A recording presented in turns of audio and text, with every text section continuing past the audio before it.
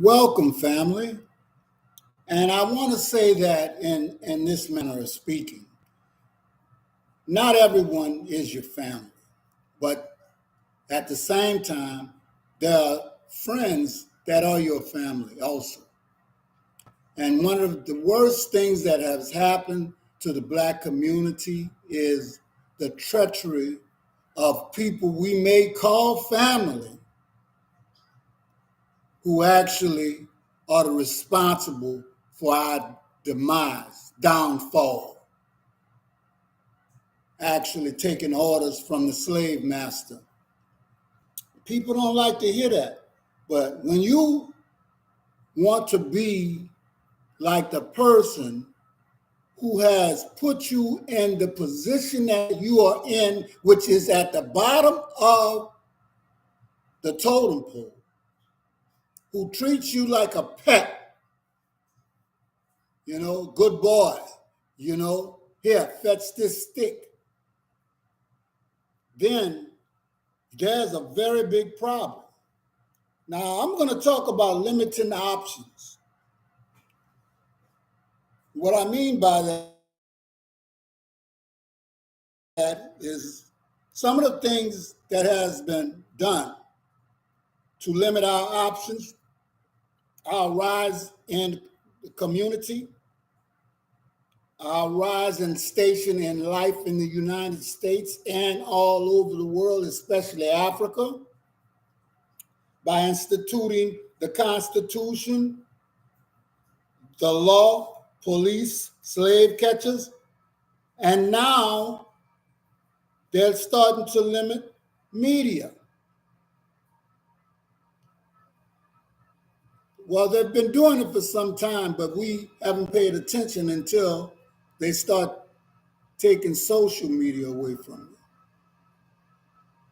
which I think is an infringement on the First Amendment since people are making money, people are communicating in a way that they wish, I guess, Facebook or X, they want all of these people. And they want to be able to control what you say and do. So therefore, it's not a democracy. Never has been and probably never will be. But now we're going to see the real effects of the new administration, Project 2025, which I tried to tell you. See, I don't want to be right about some of the things I said about Project 2025. But unfortunately, sometimes we do know what we're talking about. I want to talk about the importance of history, which we as a people don't seem to realize that it's important. We're always trying to adopt somebody else's culture, language, when that culture wants to be us, not our station, but they want the vitality of the Black man, the natural giftedness and athletic ability, music and climate. They want the way we move. They even want the way we think.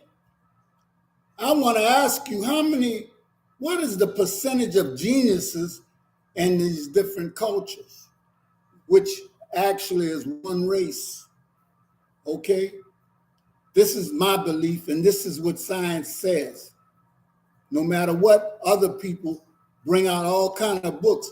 Let's go to the geneticists. Let's go to the DNA.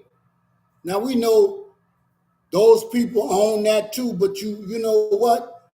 You're pulling things out of the ground and testing them. Sometimes everybody can't be wrong. Now, the importance of history. So why is history so important? History is important because ultimately we become more informed citizens capable of making better decisions about the future. We know who we are, where we come from, and that empowers us to not want to become like our current master, who secretly wants to become us, is jealous, envious, and deadly. Now, if black people fought for their freedom and their rights as hard as they play basketball, football, entertain, and cause shame, this United States of America would be a different place for us. And I mentioned citizens, and I use that term loosely because everybody always tells us about who we are, but they don't put it down on paper. They tell you about the 13, 14, 15 amendments. Do you really feel like a citizen when the police stop you? And oh, by the way back in the beginning of the Constitution, where they regarded us as 3/5 of a person, 3/5 of a person, chattel slavery. When did we get our other 2/5 to become citizens? You see, you fall for the okie doke. You know, they tell you, I don't believe nothing that comes out of a European's mouth, let alone somebody that looks like me. Oh, but I do respect my elders, the ones that have degrees, who have studied for 20, 30, 40 years, have gone to Africa. You understand? I respect that.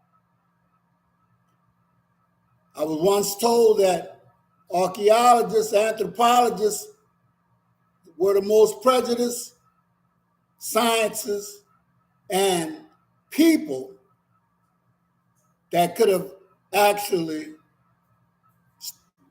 studied history and cultures, because they whitewashed everything because of jealousy and envy. Most people don't want to know the truth.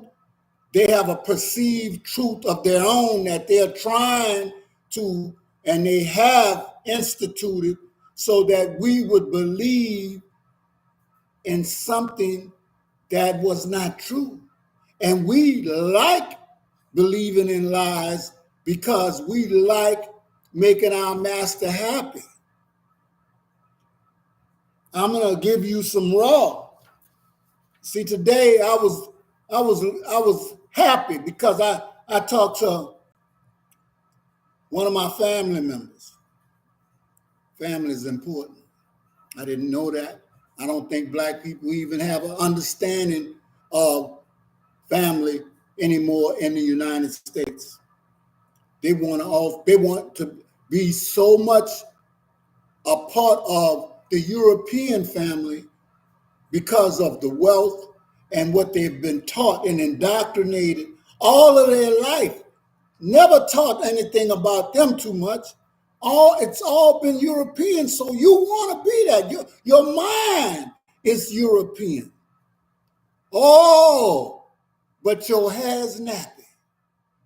Everything about your personal and physique screams Africa.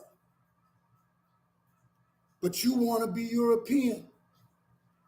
And they want you to think and respect and love them while they treat you like a pet. Here are the rules by which the slave master governs. I want to give thanks to the Creator for giving me a piece of Him, making me a God and right myself, telling me that I should be careful because I put a piece of me in you, so you don't need a mediator to talk to me or for me to talk to you. You're God and you're right, your own right. You just don't know it. They took that away from you, along with your language, your identity, culture, and so much other things that it's a shame.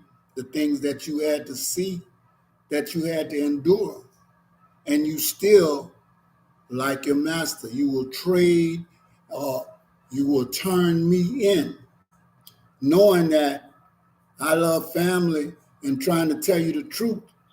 you will do his bidding for him.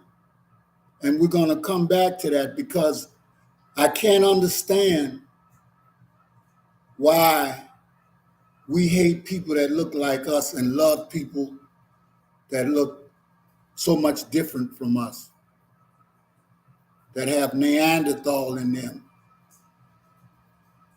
blue eyes, blonde hair, auburn hair.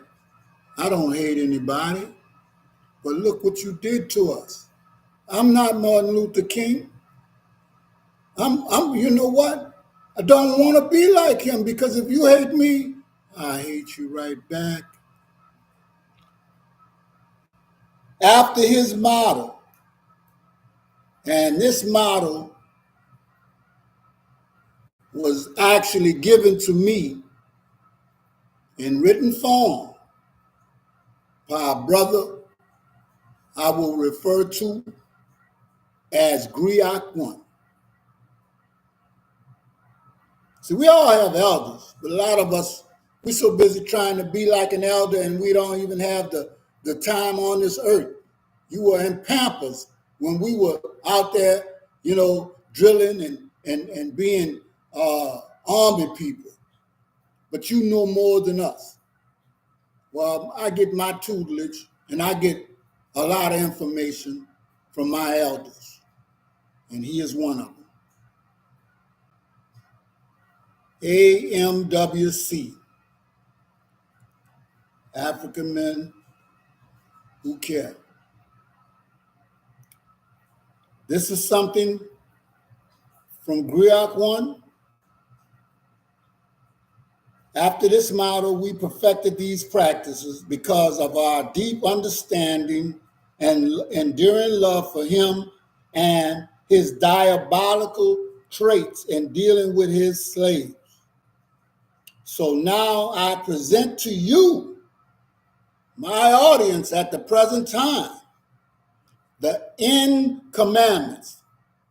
I don't like using white, and I don't like using the word that I'm not going to use. I'm going to put in because you know what I'm talking about, and I may slip up and use it, but it's because I'm not trying to give you the full effects.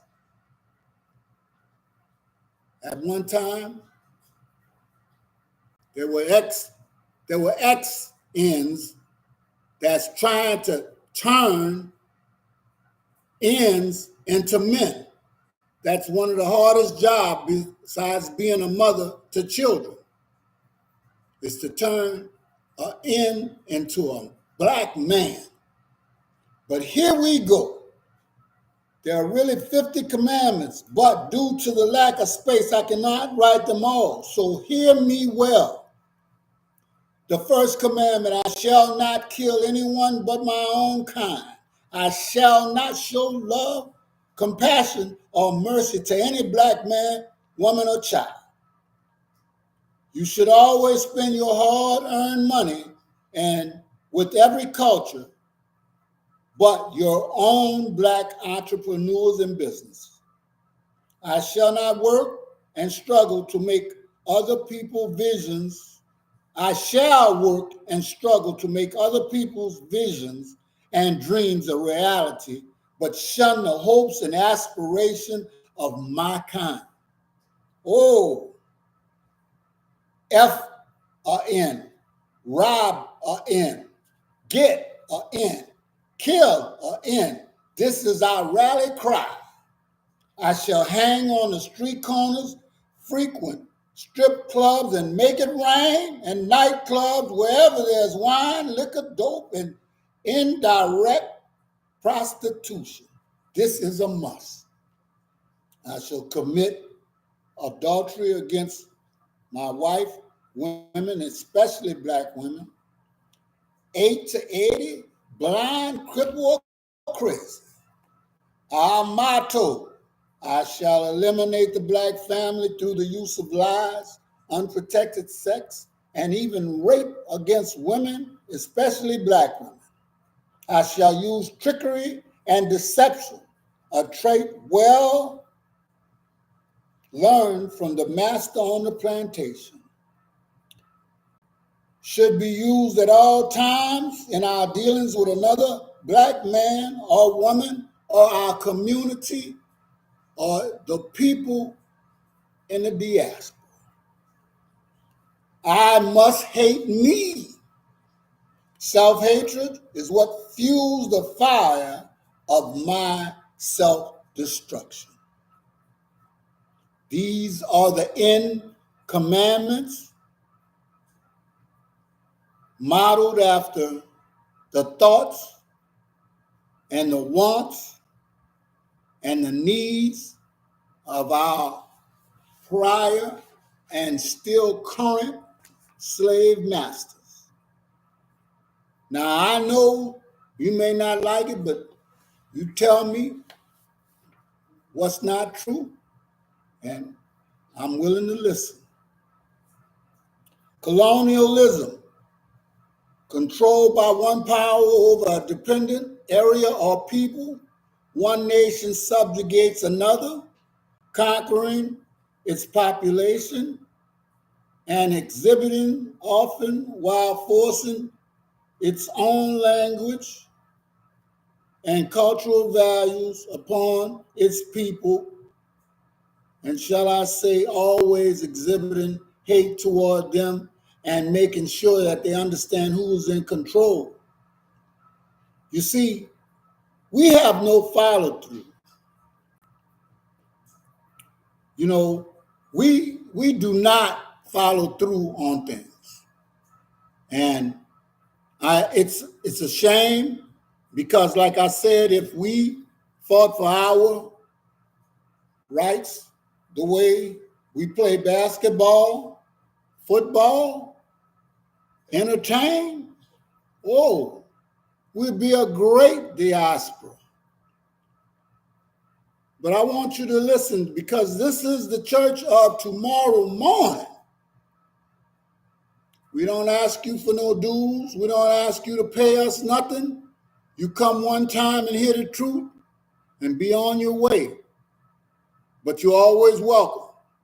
We are committed to informing and educating through the power of media, connecting the African diaspora one story at a time.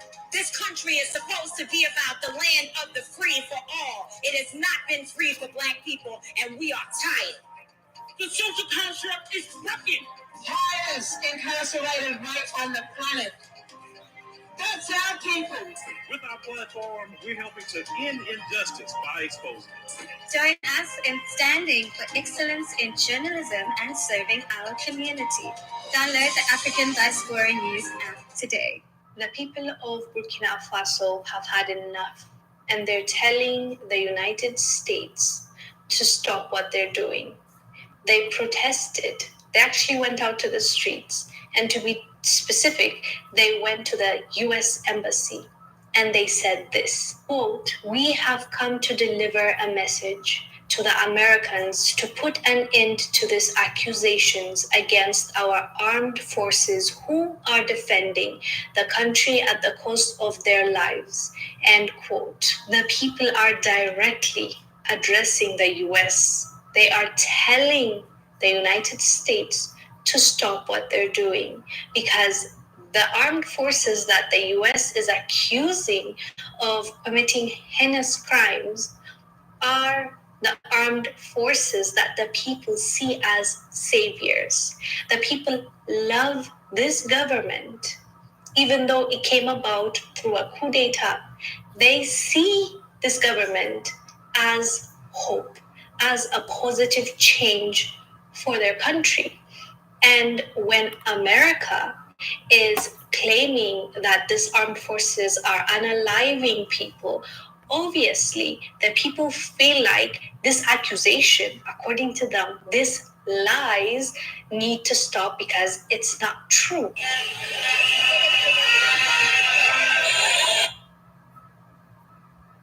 Response to the human rights activists and the human rights defenders that were talking about this specific incident. This is what the government said, quote, "Where are these human rights defenders when terrorists are unaliving our population? What are they doing? End quote. Fair enough. This is the double standard that we talk about on this channel. Whenever there is something that the West doesn't like, all of a sudden they make a big deal out of it.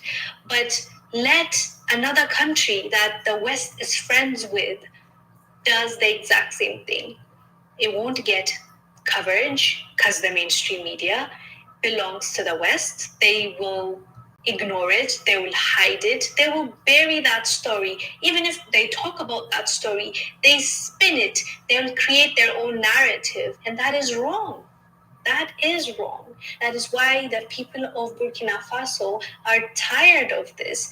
They believe that this is a lie. They are trying to pin it on the government because obviously they do not like the government.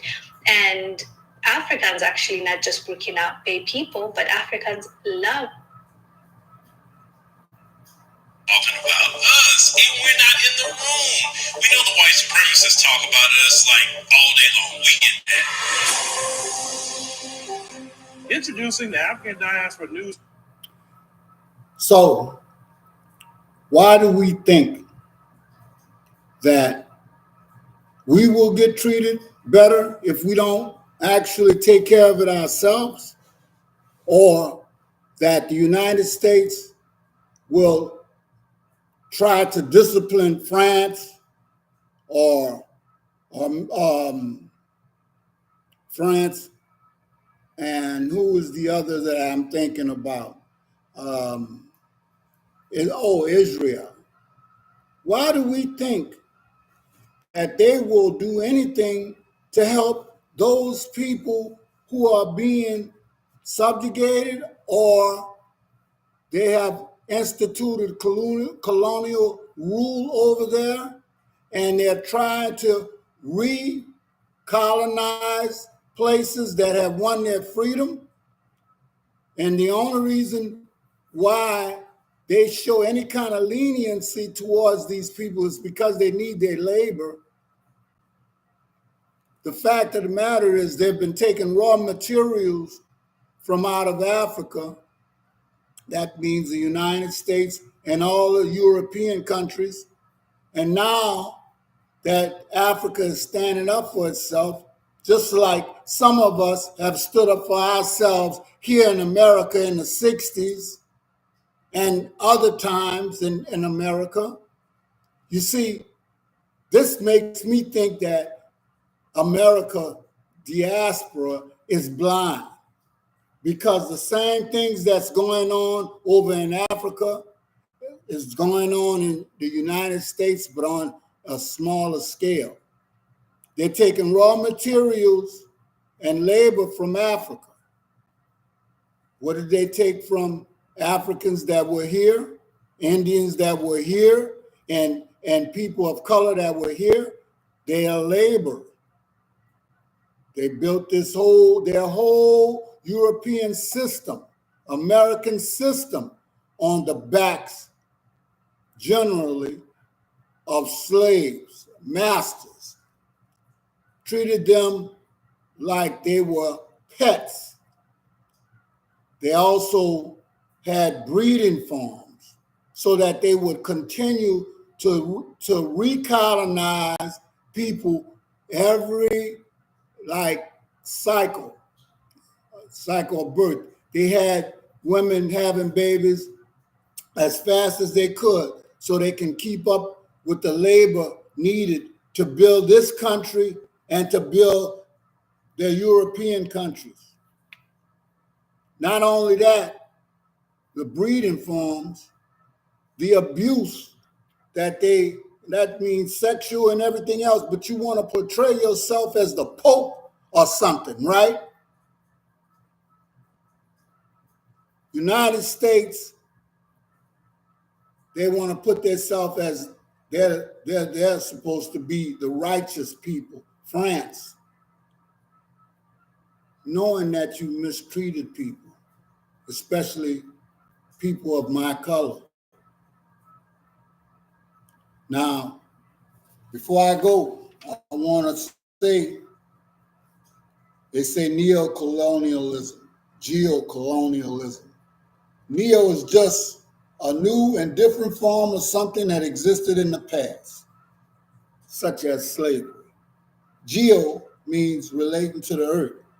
So what that means is you go around this world, or this earth, colonizing and using people's labor to draw out the resources and then bring them to your country and industrialize them and then resell them to the country. That's being a vampire. You see, we are called other people demonic, and we'll tell you they stand for everything that's bad, but it's actually backwards. You see, we didn't colonize Europe. You know, what we did was we gave Europe the tools in which to be able to wash yourself, to be able to school yourselves. You understand?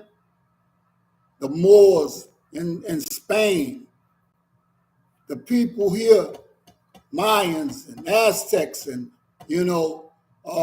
Olmecs came. Several migrations of African came. And I'm not talking about during slavery. I'm talking about 1,000 or maybe more years before that. But we don't talk about it because we don't know about it and it's been hidden from us.